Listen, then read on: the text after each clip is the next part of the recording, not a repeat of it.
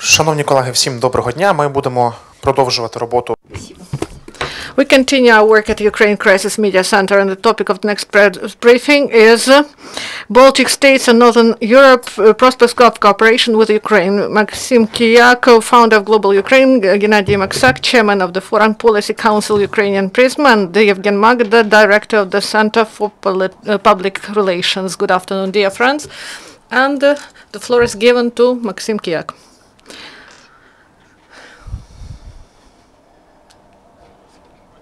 Good afternoon, dear colleagues. The topic of our today's briefing is prospects of cooperation of Ukraine with Baltic states and Northern Europe. And this topic is chosen in the correct way because this year we have 25 years of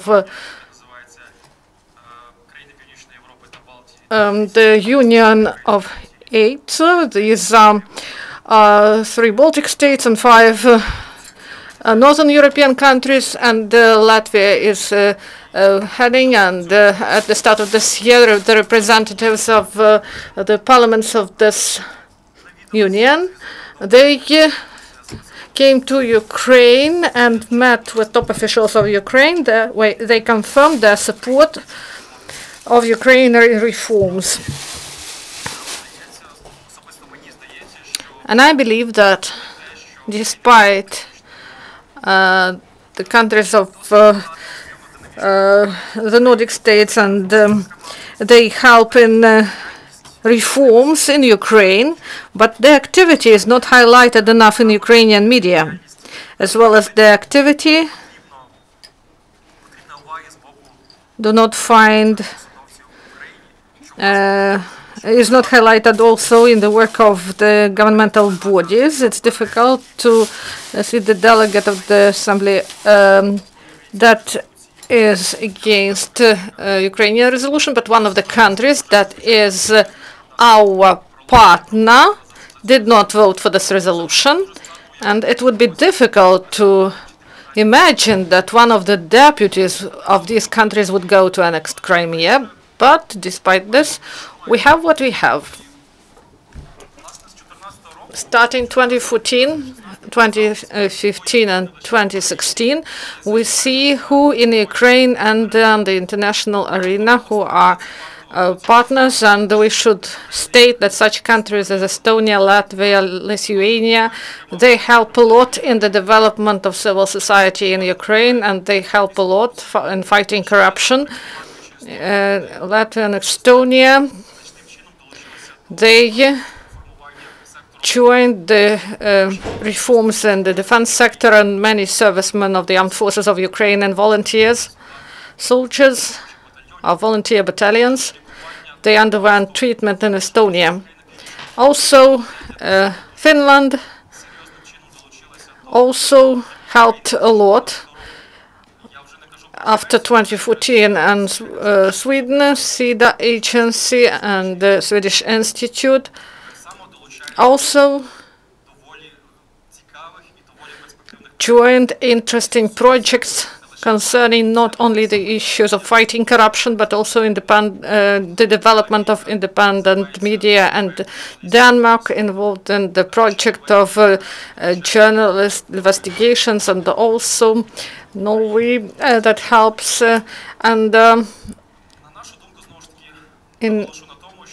I would like to state that the countries of Western Europe are important for us, and the countries of Central Europe are important as well. But also we should pay attention more to Nordic states, and if we are speaking about practices of reforms, the best practices we should take not from the Western countries, but from Nordic states and Baltic states. And history repeats itself; it's cyclic. And the Nordic countries, states were advocates of Baltic states and aspiring for NATO membership, and they also provided visa-free regime for them, and who helped to restore independence of the states at the end of 80s and the beginning of 90s. So the history has a trend to repeat itself, and now the Baltic states help the countries of Eastern Partnership, Ukrainian, Moldova, and Georgia, in their European integration. They are the biggest advocates of these countries in the European Union.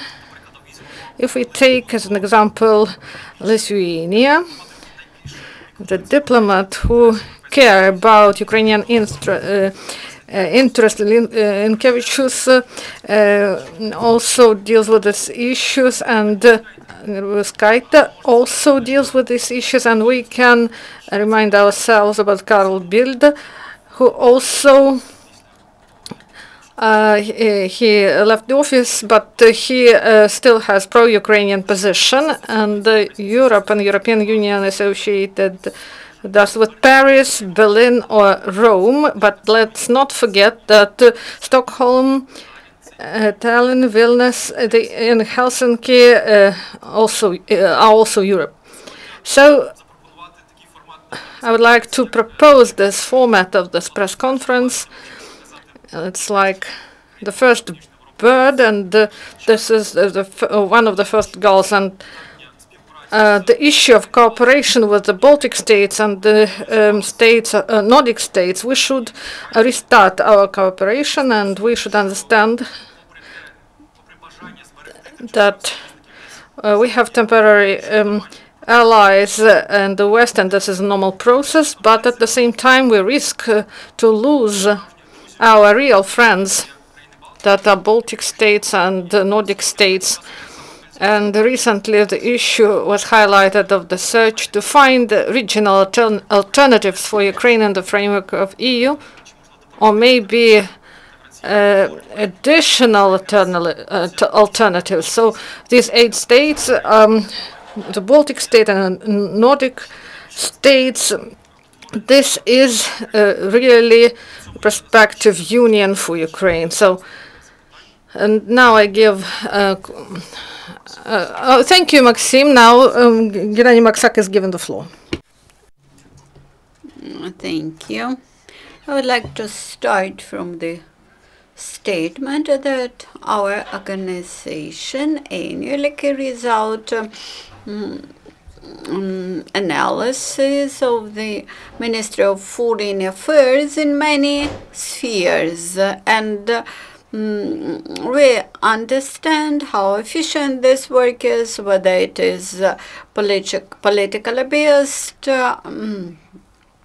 and we produce the integral index showing that Nordic countries and the Baltic countries, they have the highest rating from the efficiency point of view, which shows that we can work together on the issues which, on the challenges that are faced by Ukraine, like regional security, like counteraction to aggression.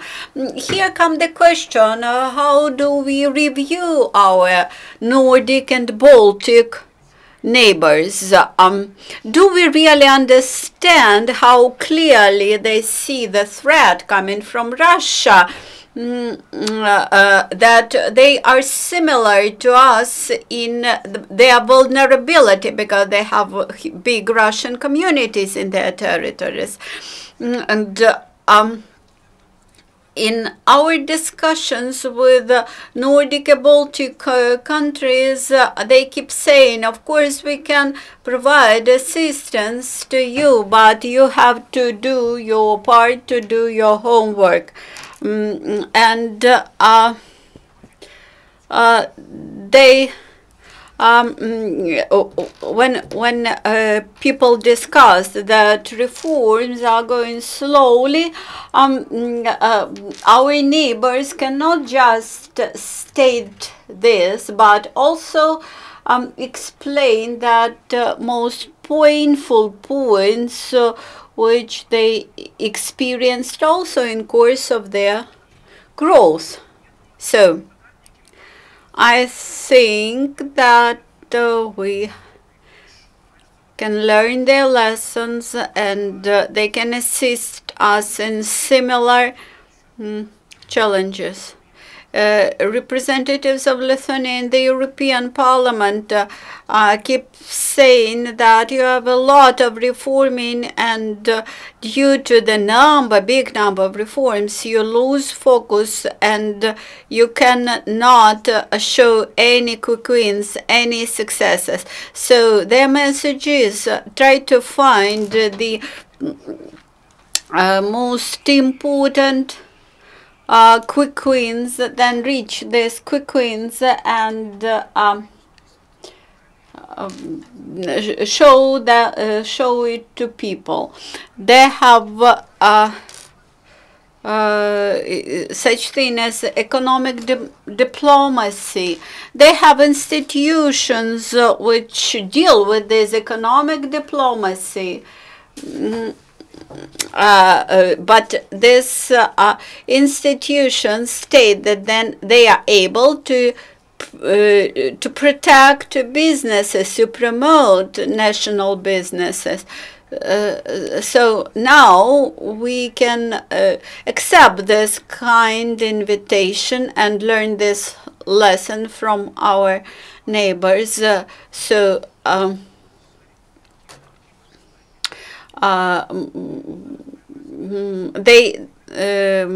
They suggest us to cooperate on cyber security, on some other areas, some other projects. We can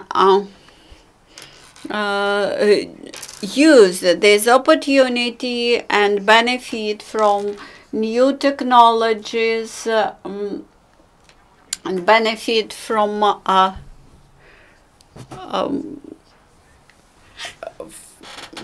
but of course we can use the Eastern Partnership.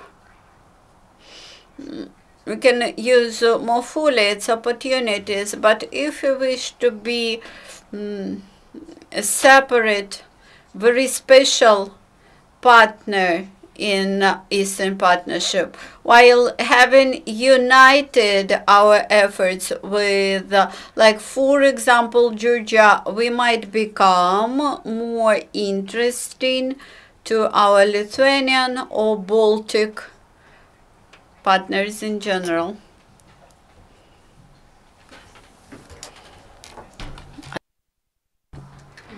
For us now, it's very important to show that we are successful in our reforms. The questions which we hear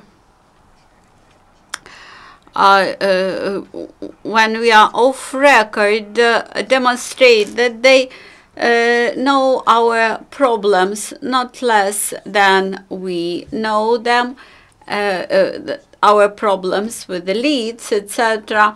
And we should show our commitment and success in reform. Mr. Yevhen Magda, today we live in a world which reminds a flight of a plane in under turbulence conditions. And today in the European Union, you could hardly find a person who may forecast development of the world for 5 or 10 years. Ukraine will need to segment its foreign policy and look for new allies.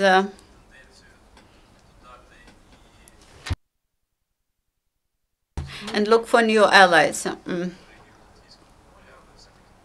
When we speak about Baltic countries, we speak about former Soviet republics which have more or less joined historical experience with Ukraine, or the experience of joint stay in the Soviet Union. But of course, we cannot live only with our past. We should also live with our present. And I think that experience of Baltic countries is useful for us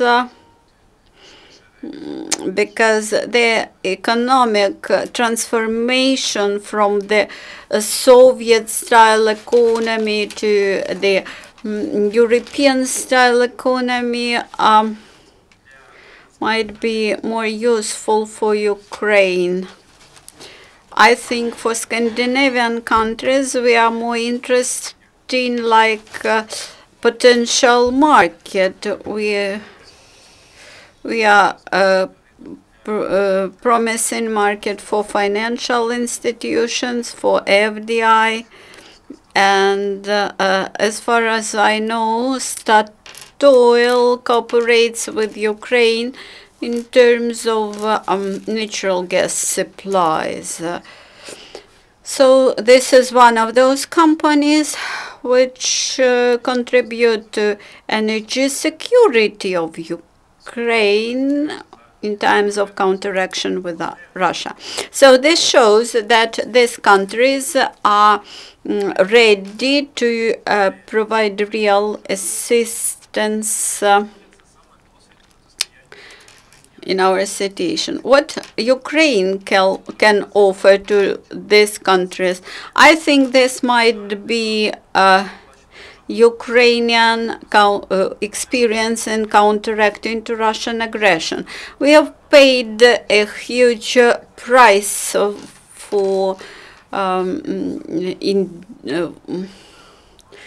this experience in the hybrid war, and I think that it won't be wise to waste now this precious experience. We should, I think, make a good use of it, and so to say, maybe it's not correct word, but we should export this experience to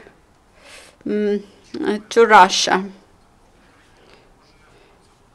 I think that Ukraine may share its experience. Next week there will be Ukrainian Baltic School in Estonia, where Ukrainian experts and NATO experts will discuss how to counteract hybrid threats and how to respond to them. I think that's a good time for Ukraine to check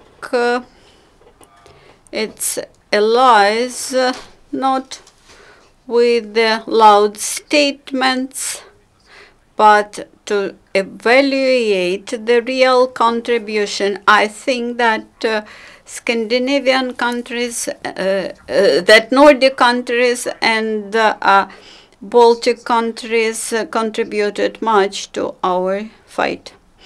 So, since there are no further statements, then we would offer to ask questions. I would like to thank to all the participants, and I think to the organizer. The Swedish Institute is very grateful to you. Thank you. Bye-bye.